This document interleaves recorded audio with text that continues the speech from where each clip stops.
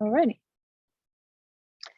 Well, hello everyone. Thank you to our live participants for joining us, and welcome to those of you who are watching our recording.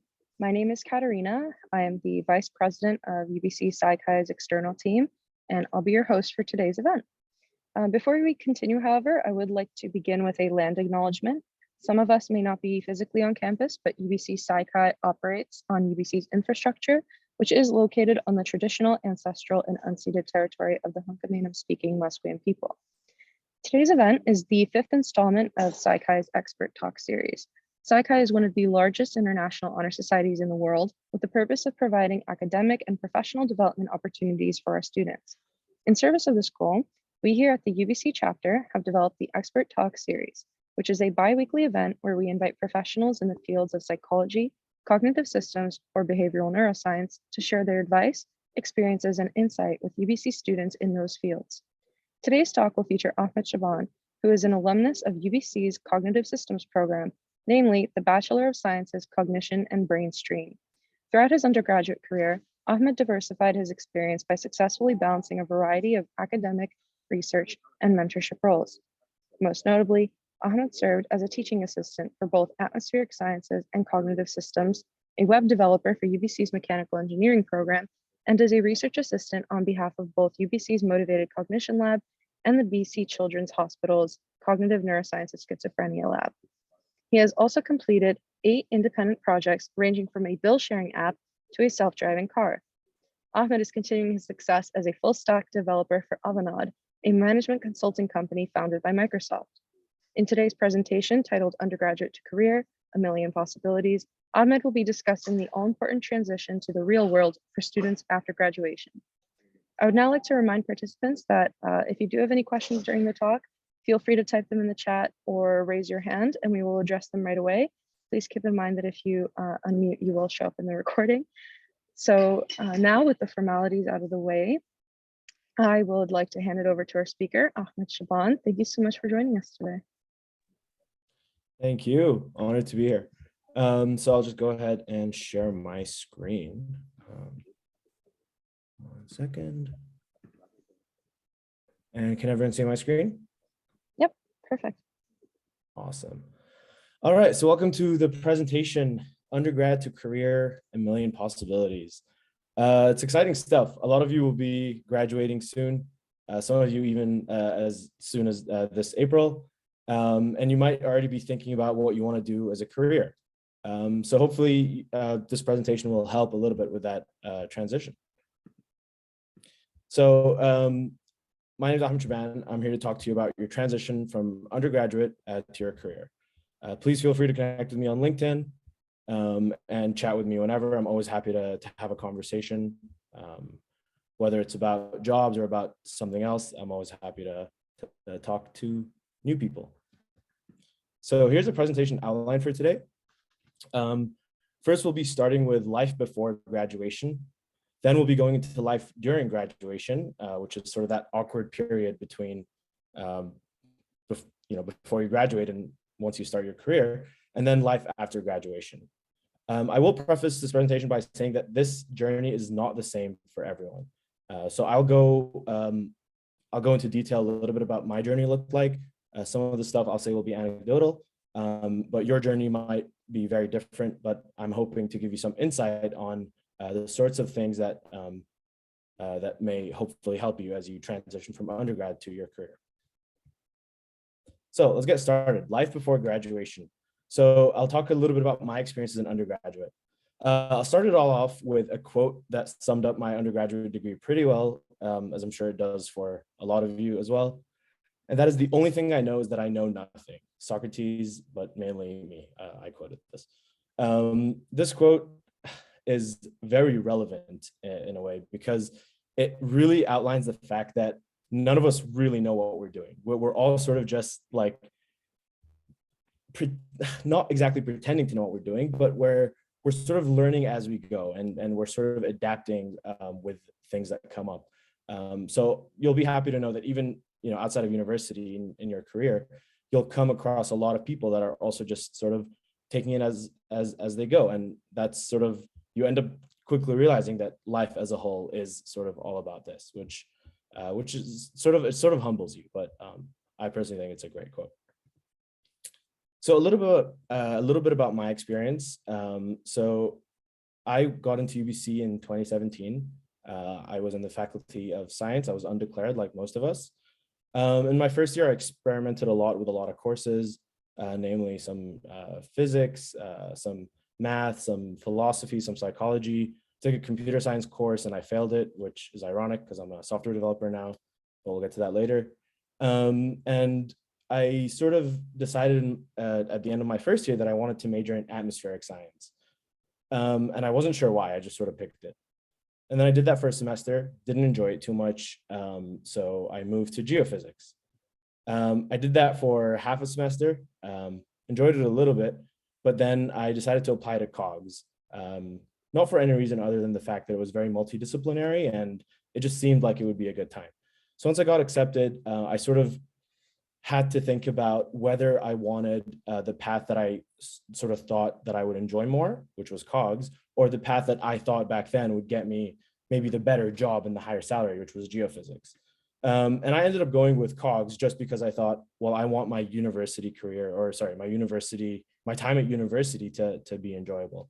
At the end of the day, I didn't think about what would happen after my degree too much. And here I am, and I'm doing something I love, and I'm super happy with what I'm doing. So it all somehow worked out. So I guess a takeaway from that is that I would urge you to do something that you enjoy. If you're doing something or you're planning to do something and you think you're doing it for some reason that you think will pay off 10 years from now or 15 years from now, I would urge you to think about what you will enjoy right now. And I promise you great things will come out of it because you'll be enjoying it. Next, I'll talk a little bit about my involvement. So I approached the university with the mentality of sort of trying out as many things as possible. I was an events coordinator at Science Undergraduate Society. I joined a lot of clubs and did a lot of sports events run by UBC, like Day of the Longboat and Storm the Wall. I also was a volunteer as a research assistant for multiple labs.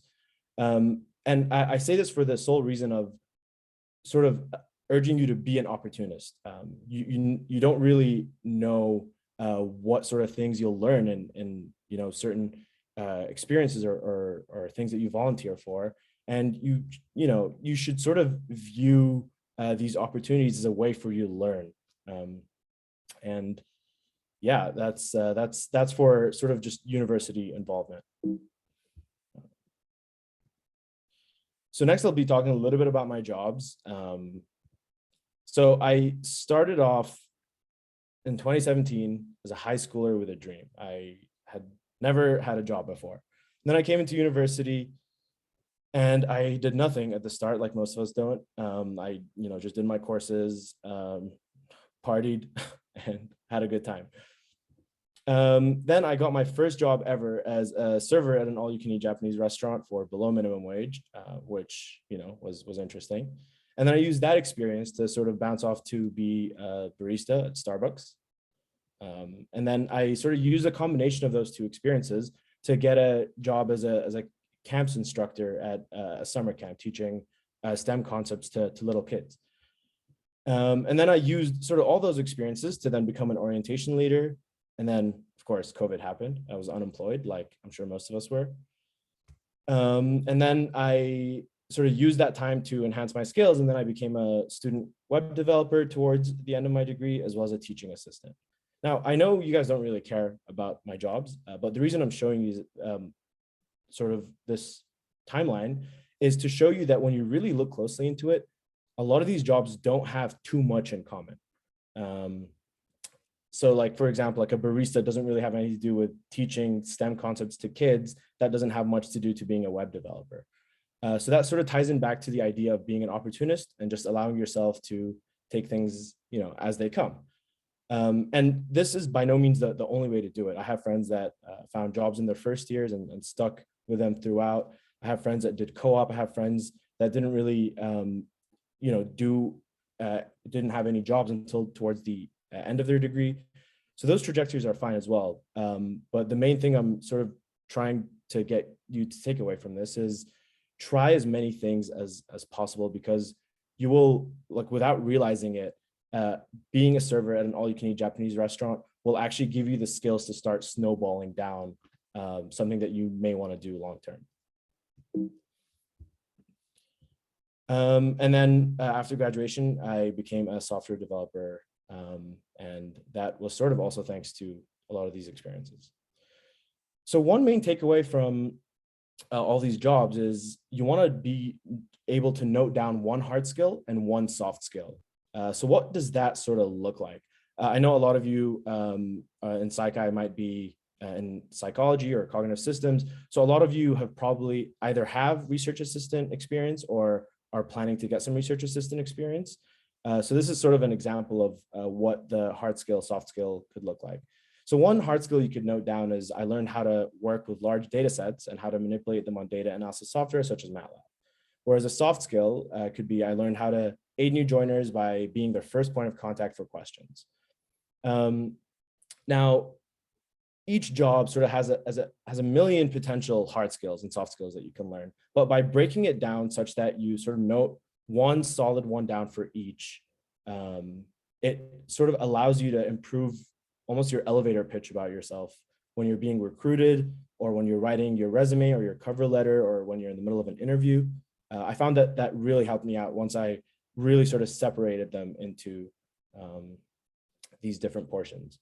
So now I'm sort of curious about you, because this presentation is all about, you know, the million possibilities that can arise from your degree and your job and your career. So I'm curious to know, what are some hard skills or soft skills that everyone here has learned? You can just put them in the chat, and I'll be happy to read them out. I'm pretty curious about the sort of things that everyone here has learned.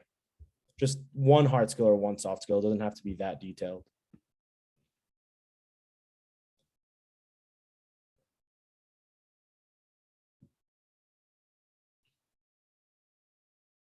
Yeah, adaptability. That's a great one. So as soon as you have that sort of sectored out, then, you know, in an interview or when you're being recruited or talking about yourself in any way, you can sort of break that down, and that's a great one. Anything else?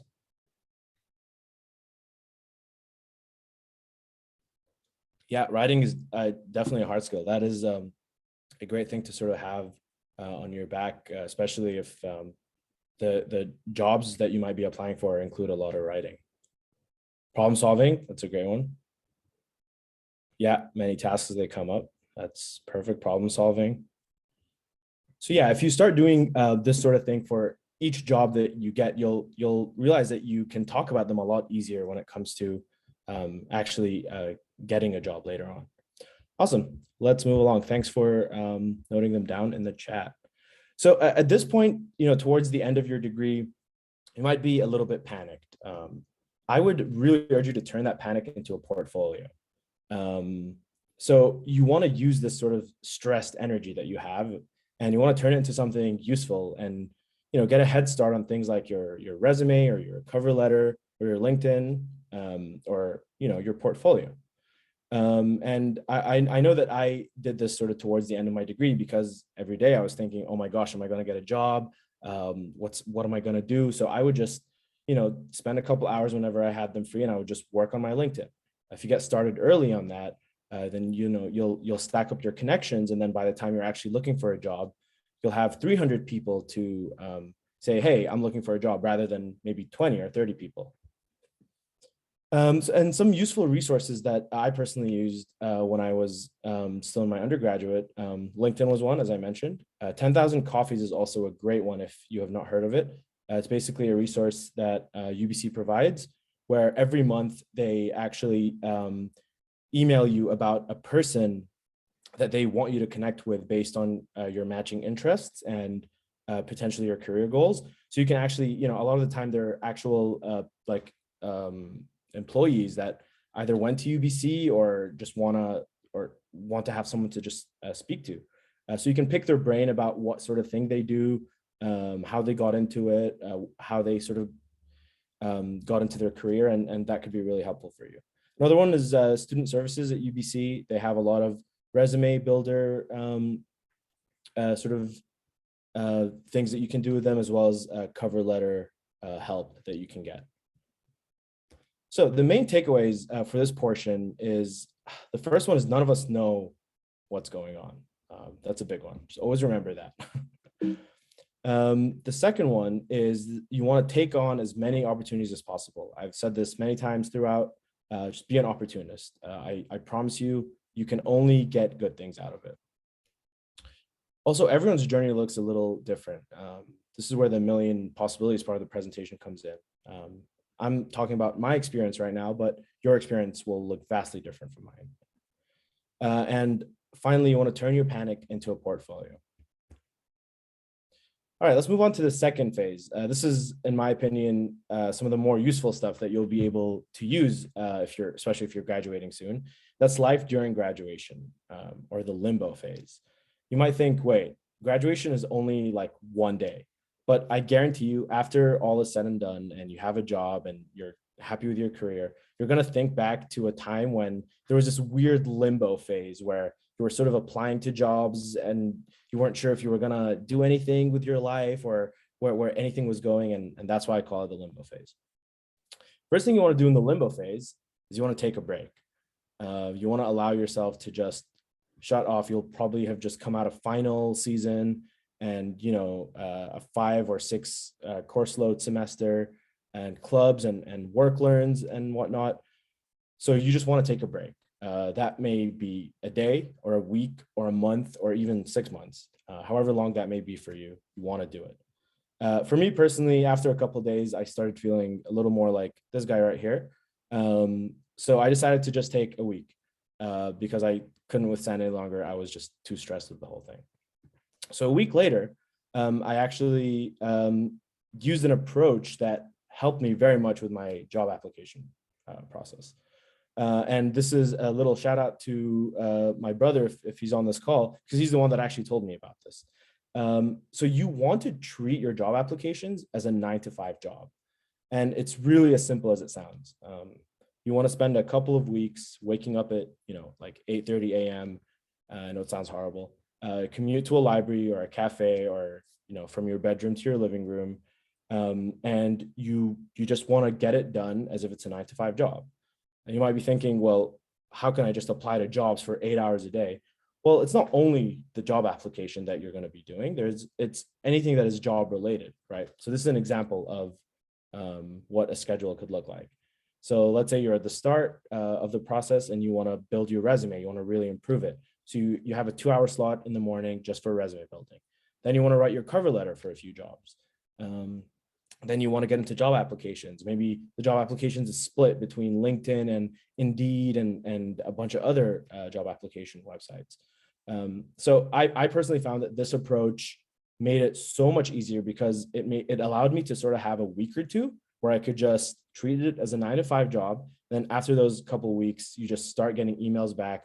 A lot of rejections, I will admit, but more importantly, 1 in every 20 or so rejections will be, hey, we'd like to have a phone call with you.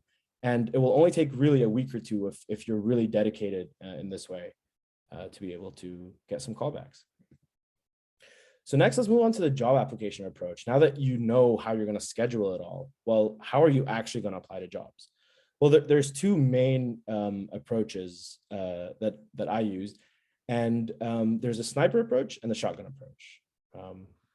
Has anyone ever heard of either one? You can type it in the chat if so. I'll be going through what they are, but I'm just curious if people here have heard of them, because I've also been babbling a lot.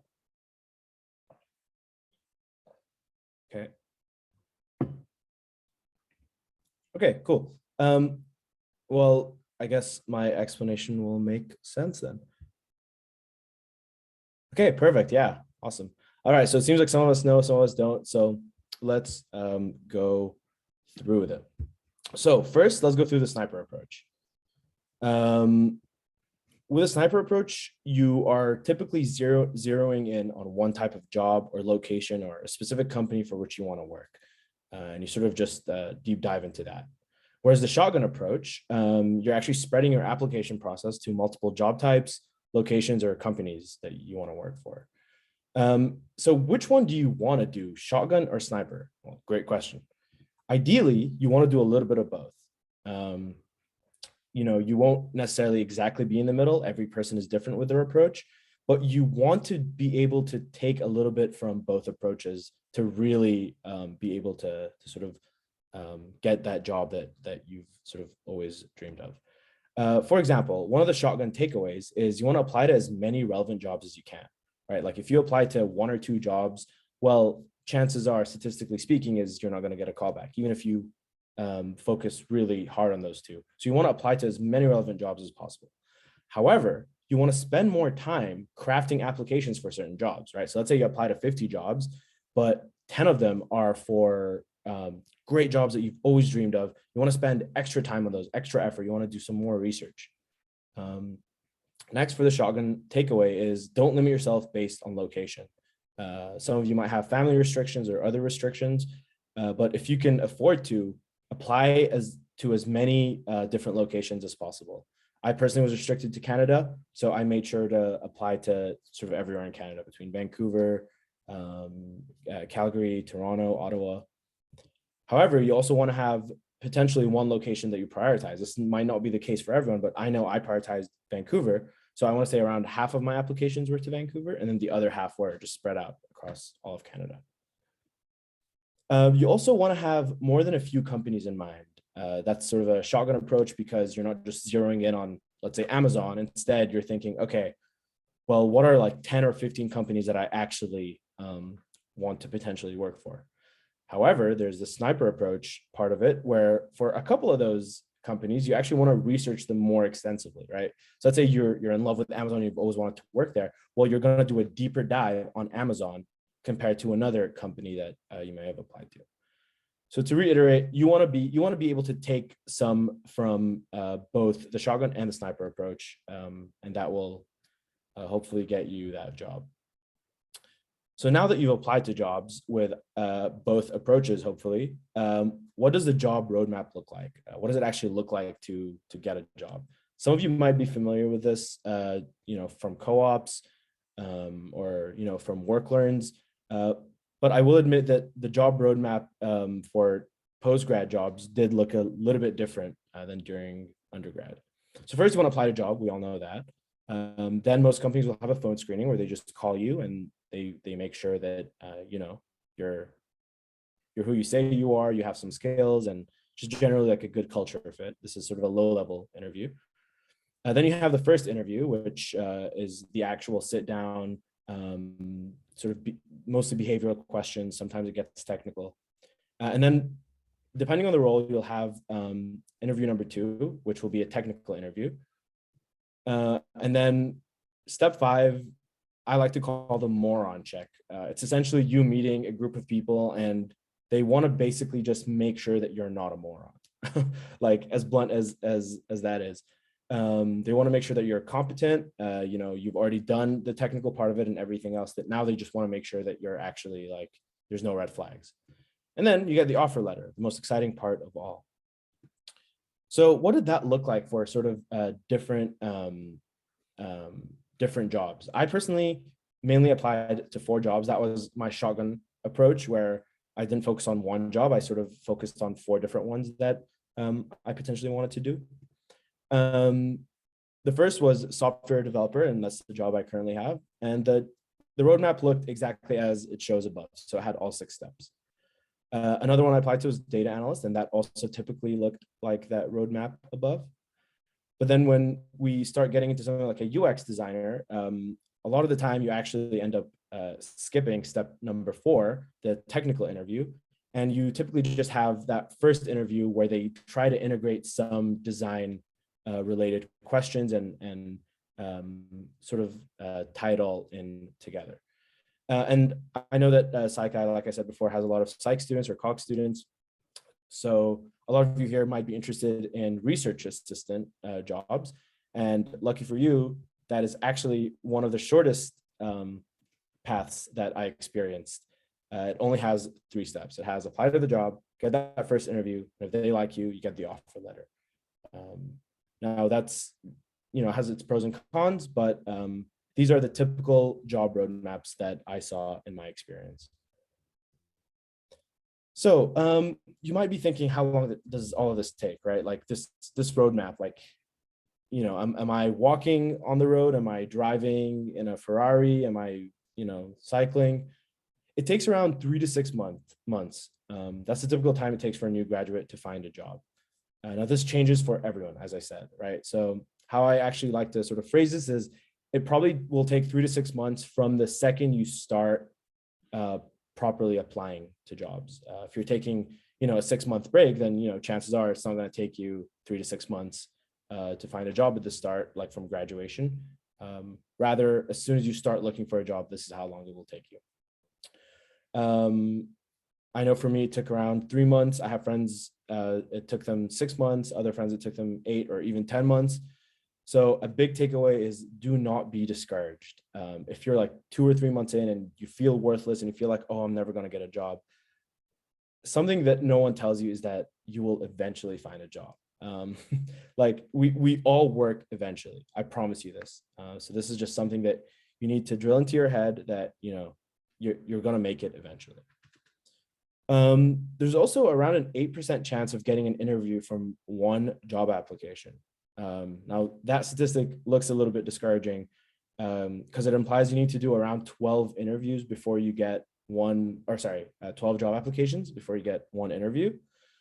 And unfortunately, in my experience, it was even like more difficult than this. Like, I would say I got one interview per 20 applications.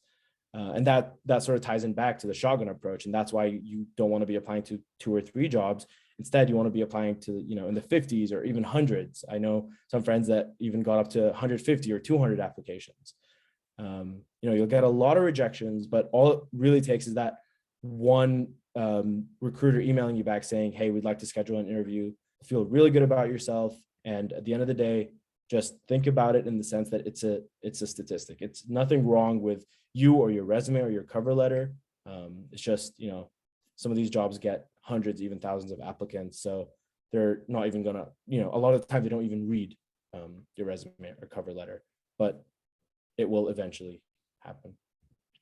So the main takeaway from this portion is, you first want to take a break. Then you want to treat the job application process as a 9-to-5 job. This is probably the most important point, if there are any. Then you want to adopt a little bit of the shotgun and the sniper approach mixed in together. And the job roadmap looks very different for each job. So just make sure you sort of understand that going into the process. And do not be discouraged. As I said before, it takes a while. I promise you this. It took everyone I know a while. It took me a while. It will take you a while. That's just how it goes. Unless you are one of the few that have an offer letter before you graduate, then that is awesome. But for those of you who don't, this is usually the process. So now for the final section, life after graduation, career prospects and beyond. So congratulations. At this point, you are now considered what they call a real adult. You're a 9-to-5 employee, most probably. Most jobs are 9-to-5. You're probably making money for the first time. A lot of us don't make that much money during university because co-op wages are like $15 an hour or like $16 an hour. So a lot of you will actually be making some good money for the first time. And most importantly, you're an individual who does not stay up till 3:48 a.m. to finish an assignment due at 8 a.m.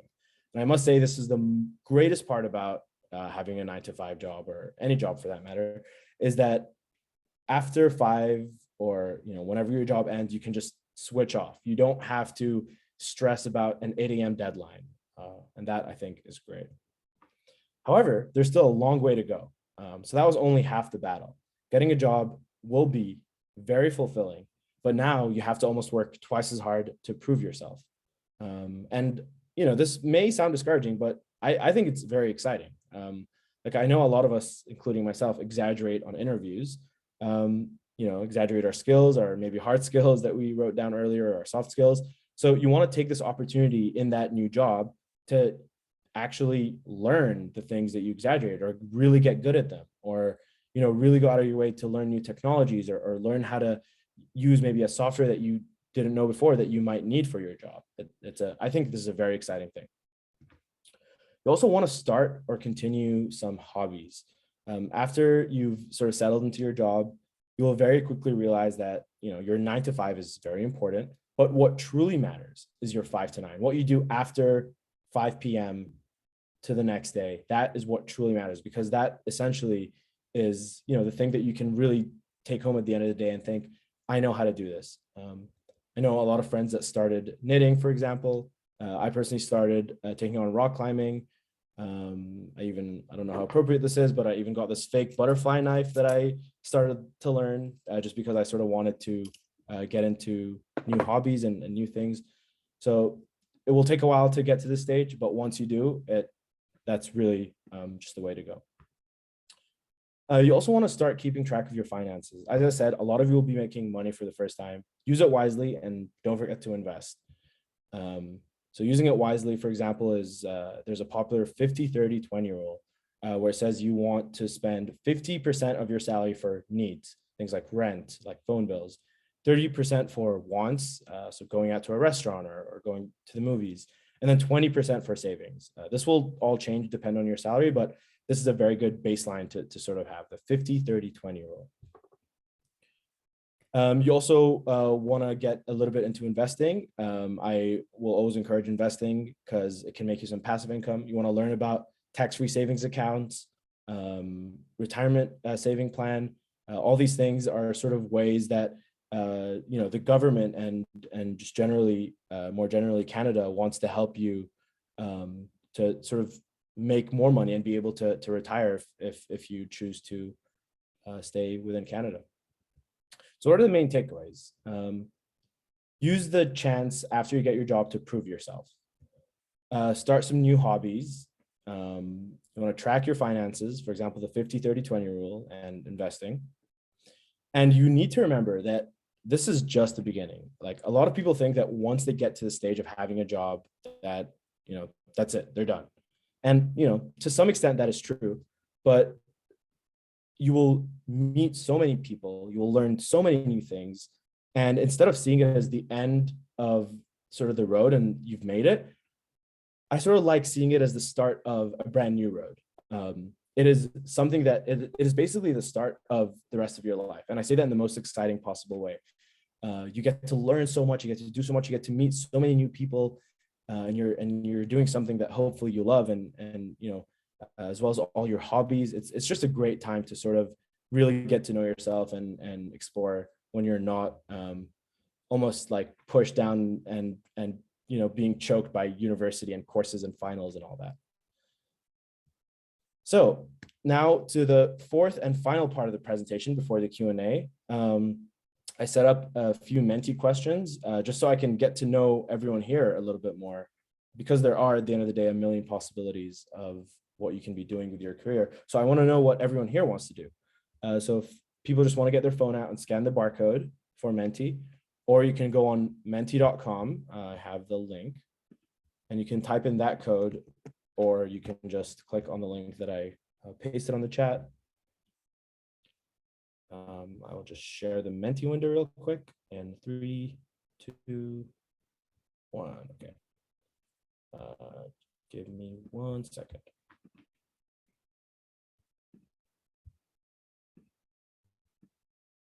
And can everyone see my screen? Oh, perfect. Okay, people already started answering. So in one word, how do you feel about life after graduating? Getting some nervous, excited. I know some of you on this call graduated probably a while ago as well, but for those of you who have not yet graduated, nervous and excited. So it's perfect. Nervous excited is right at the top. And that's exactly, honestly, how you should be feeling. It is an exciting time, but it's also a nerve-wracking time. Scared, reassured, boring, fair enough. Anxious, relieved. I definitely relate to that. Potential, I like that. There's a lot of potential, lots of things you can do. Freedom, yes. Seems like the biggest one is excited. Cool. This is great to hear that it's sort of seems to be a mix of both, but that's usually how it is. All right, moving on to the next question. There we go. So what are you planning to do after you graduate? Find a job, grad school, taking a break, or other. Those of you who have already graduated or are my mom, please, you don't have to answer this. You can if you want to, but.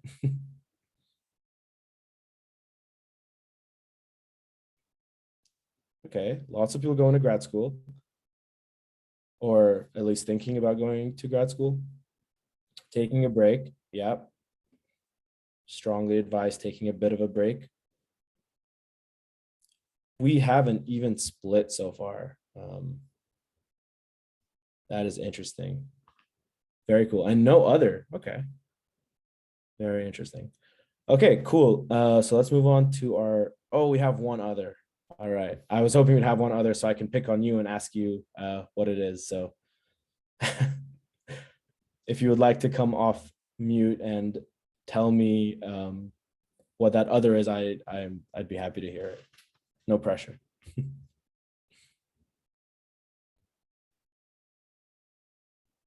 All right, no worries. Okay, moving on to, actually, sorry, before we move on, can people type in the chat what type of program they're planning to do in grad school? I'm actually kind of curious because I didn't touch too much on grad school in this presentation. So I want to sort of get a sense of what everyone here will or is planning to do at least.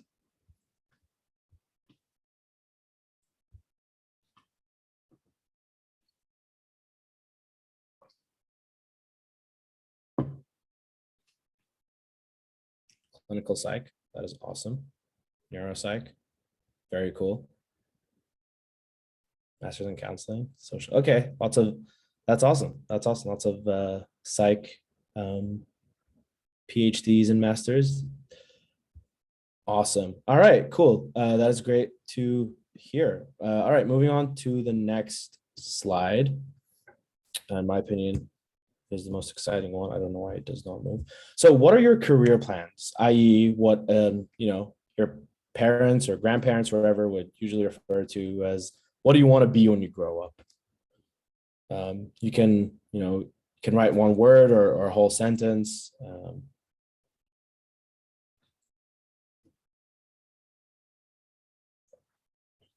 Yeah, figuring it out. Educator. That's awesome. Somatic therapist. Can you, whoever wrote somatic therapist, would you mind coming off mute for a second and explaining what that is to me and the audience? Sure. Yeah, it's a little up in the air for me exactly, but I want to work with young people who have chronic pain. And it's somatic, like somatization is like the physical presentation of mental symptoms, basically. So it's basically like mind-body techniques. All right. That sounds super cool. Wow. If I ever get any physical symptoms to my mental health, I will reach out to you. Definitely. Help people in direct measurable ways. Yeah. Mix of research and professor. Okay. Someone has a long road ahead of them, but it's very exciting. Something that allows me to travel or some remote work. Okay, well, whoever that is, you can reach out to me after, because my job sounds like it might be for you. Gelato store owner and operator. I have a feeling I know who wrote that, but that sounds very fun. All right, cool. Thank you all for sharing. I really appreciate that. That is pretty much it for the presentation. So we have a quick thank you here. And are there any questions? Feel free to come off mute. I know Saikai has prepared a few questions, but I think we're sort of prioritizing people as they come off mute. So feel free to raise your hand or type them in the chat.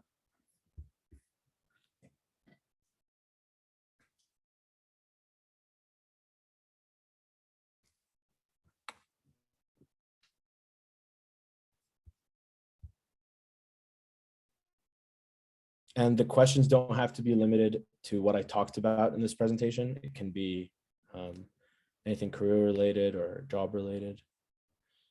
What's the hardest part of transitioning between undergrad work and career life work? That's a great question.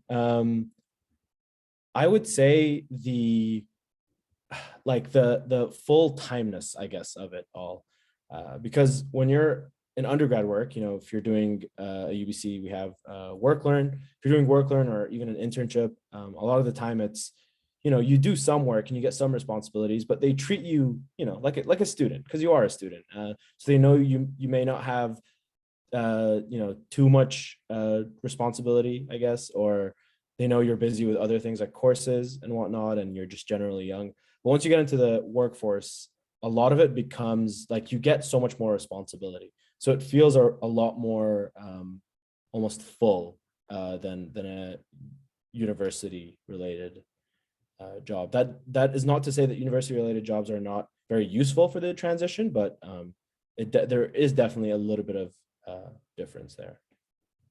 Great question.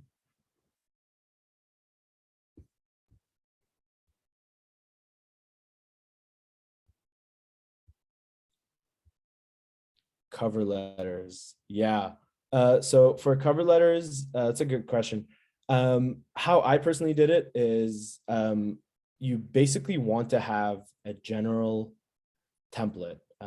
That general template is not for you to just, send. It's a general template that you actually want to fill out extensively, right? So basically, instead of writing a new one from scratch every single time, you will have the main parts already written for you in like a template. So the introduction, the conclusion, the for example, like in the middle of it, you want to write, for example, I think I would be great for this job because, and then star whatever that may be for that particular job, and then for each specific job, you want to go into that template and then change the parts that are blocked out as things that you must change. So you want to have a general template, but be sure that you're not sending out a generalized cover letter. You just want to have a general template that you fill out with each job. Good question.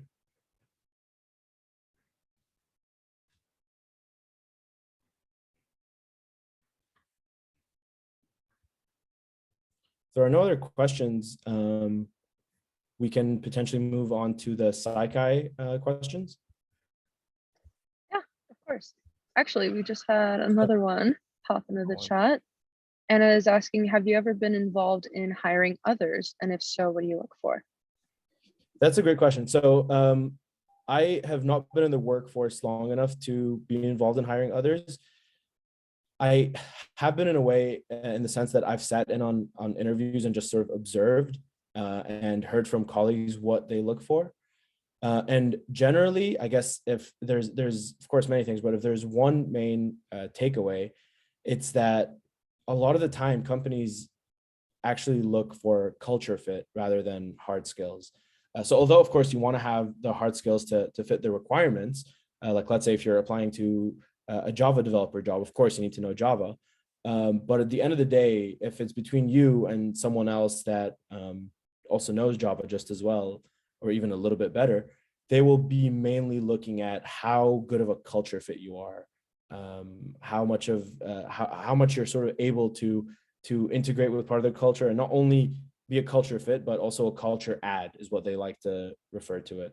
So what can you add to their sort of culture of work and culture of people? So if there's one main thing that I can sort of give advice to, is be sure to sort of work on that with your interviewer. All right, we have another question. How do you differentiate doing something that you enjoy and doing something that you just want to stay in your comfort zone? That's, you know what, I know that you're probably in COGS or you've done some philosophy courses, because that's a very philosophical question. I will say it's a great one, but it's very philosophical. I will say that it's almost hard to differentiate in the short term, but the longer you do whatever it is you're doing, it'll sort of come naturally to you. Like you'll understand if a year into the job you're doing it because it's in your comfort zone. And then, you might be the kind of person that is okay with that. Some people are, and that's totally fine. But you also might be the kind of person that says, well, I don't want to live a life inside my comfort zone. I actually like enjoy it more when I get out of my comfort zone and I try things that make me uncomfortable. And, I unmute my mic during meetings and I give my 2 cents, things like that, that make you sort of realize over time which one you like more. And that's sort of different for each person. It's a great question, though.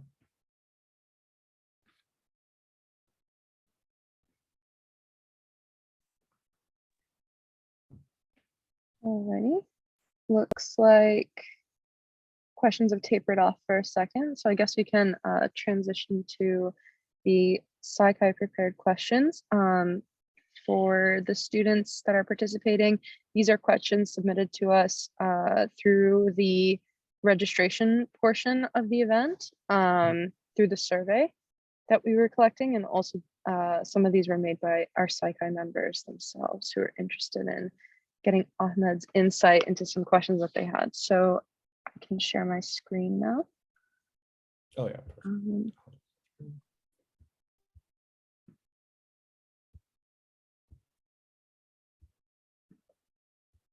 Perfect. And if everyone can see that properly. Awesome. So, oh gosh, okay, there we go. So this is just, again, if a reminder, if any live participants do want to ask any questions, please feel free to unmute yourselves or use the chat, and we'll be actively monitoring that during the Q&A portion.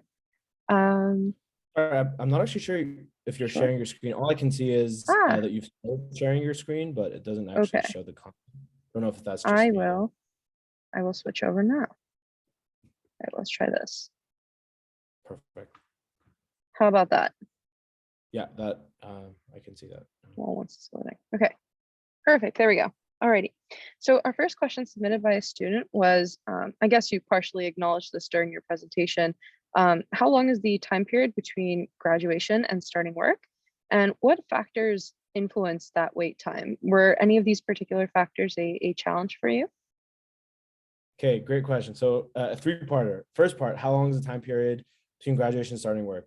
That fully depends on when you start applying to work.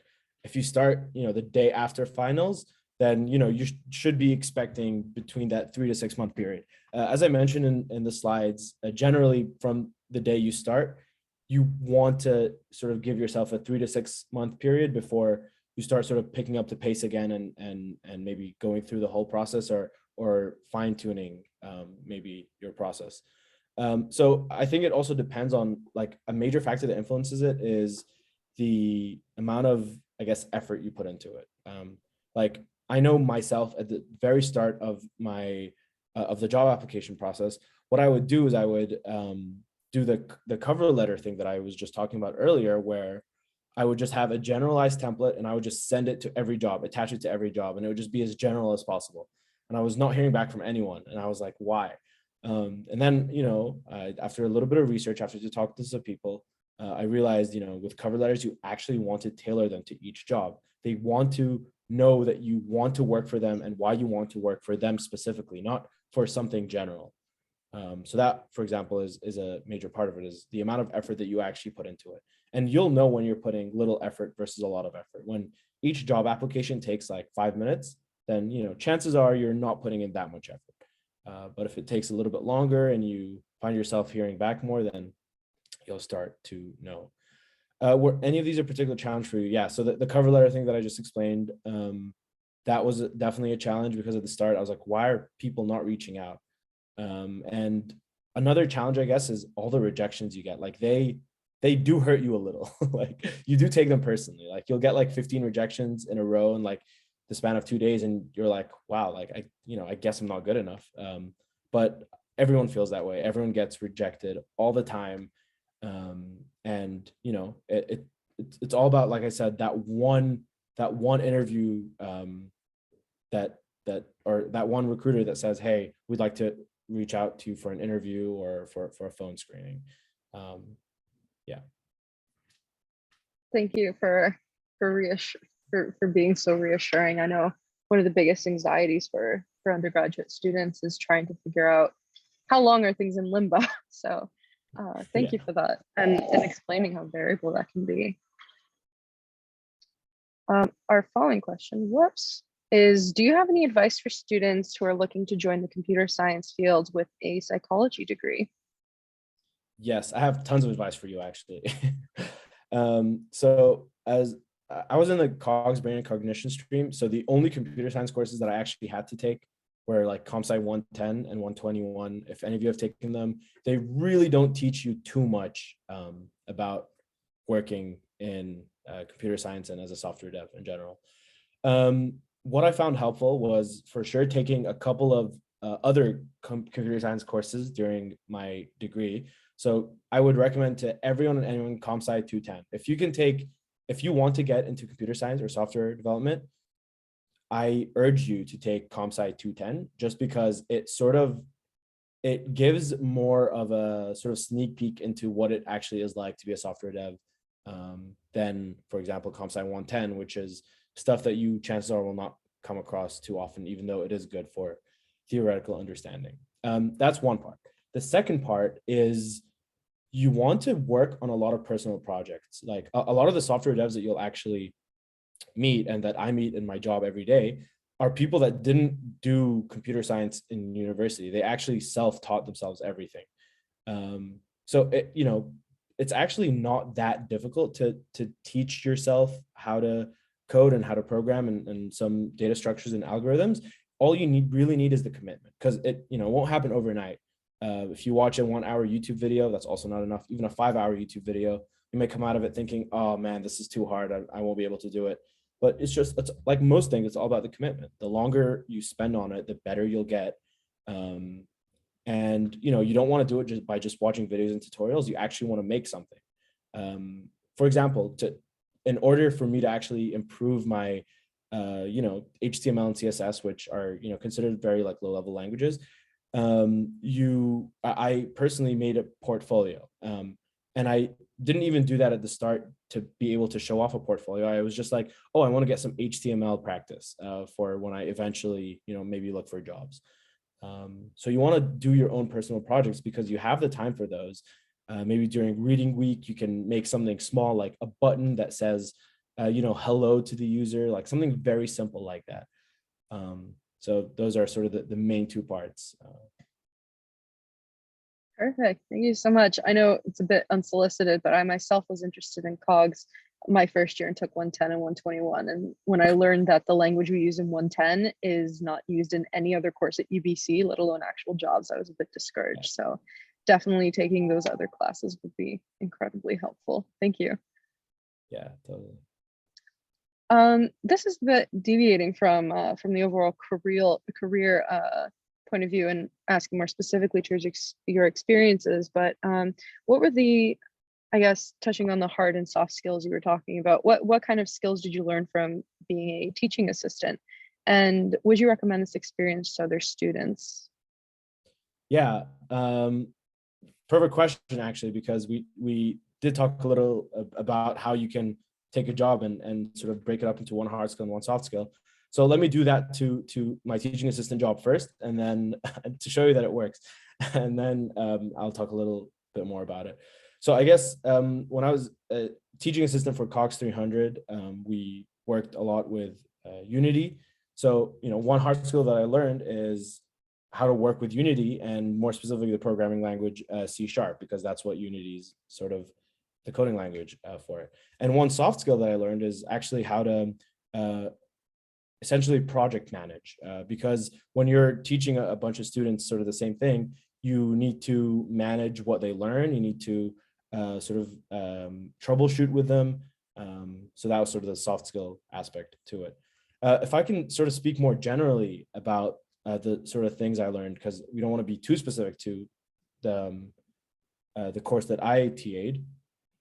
I think being a TA is a great experience because it actually allows you to gain some like expertise in something that you're already potentially good at. Like a lot of time you'll be applying to a teaching assistant job because you did good in the course, or you were invited to be a TA, which implies that you were good at what you were doing. So it actually gives you some experience in how to be an expert in something. And that's very valuable because it's also transferable. Like you can take that expertise into most of your other things.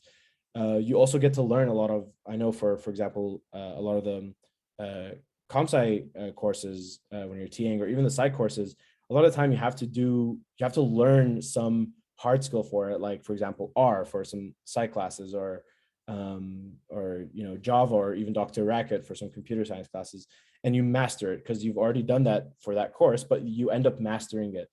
And of course, the people aspect of it is very important because you get to almost learn how to work with a team.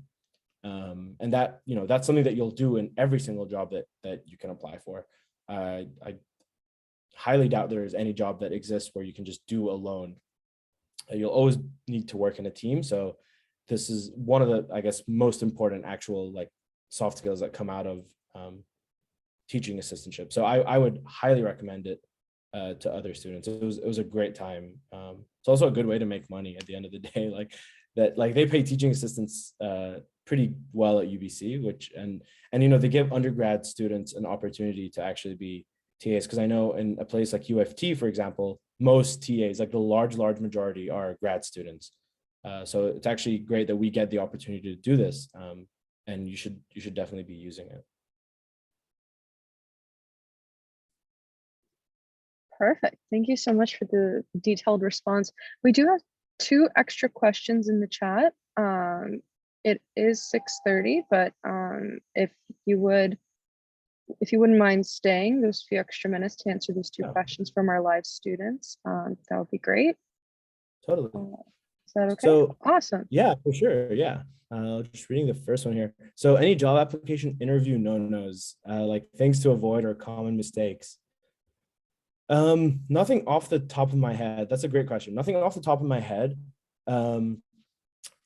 I guess one big thing, you just pretend it's a conversation with like a professor that you want to impress, because that's the best way to put it for university students, because that's sort of how my brain works when I was still in undergrad, is you want to impress the person in front of you. You also don't want to overpromise. Like you don't want to say you know how to do something that you completely have no idea how to do. We all exaggerate a little, but you don't want to overpromise, because chances are they're going to test you, or you're going to get hired, and then you're not going to know how to do the thing that you promised them you knew how to do. Chances are it's actually going to come out more in the interview, and you'll maybe feel bad about yourself because you're like, oh, I shouldn't have overpromised. So overpromising is definitely a no-no. Although you do want to maybe exaggerate a little bit with some aspects. It's a rough line to sort of draw.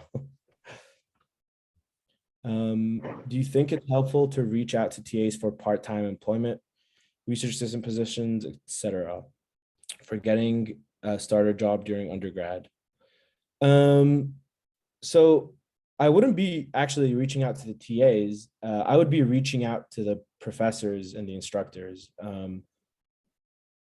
So for me personally, the reason I got my 2 TA jobs was because at the end of the course, after I realized I had done well in them, I reached out to the prof and I said, hey, I love this course. Do you think there's any chance that I could be a TA for it in the future?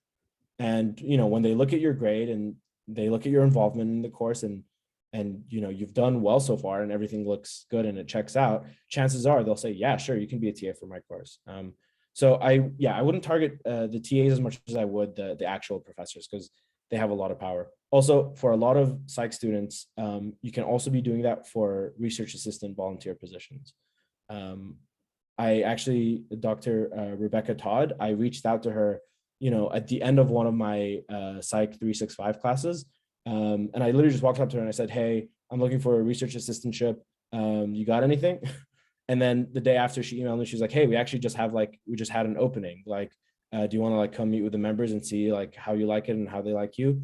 So it's that simple. It's just all about taking that step, as we said before, out of your comfort zone, and sort of just going for it and asking. Perfect. Thank you so much. I think definitely in terms of classes being back in person, that it'll be a lot more, I guess, straightforward to just approach a professor and have that conversation with them. So thank you for that advice. Yeah, totally. Just looking at the chat, it seems like that's it in terms of our questions, and we are over time. So I'm just going to skip ahead through these other questions we have. Oh, sorry, you had a lot of questions. Oh We my had a God. couple prepared, but we got through the ones that students sent in ahead of time, which is awesome. So for those students that sent those in, we got you covered. So yeah, so that concludes our expert talk series, first of the semester.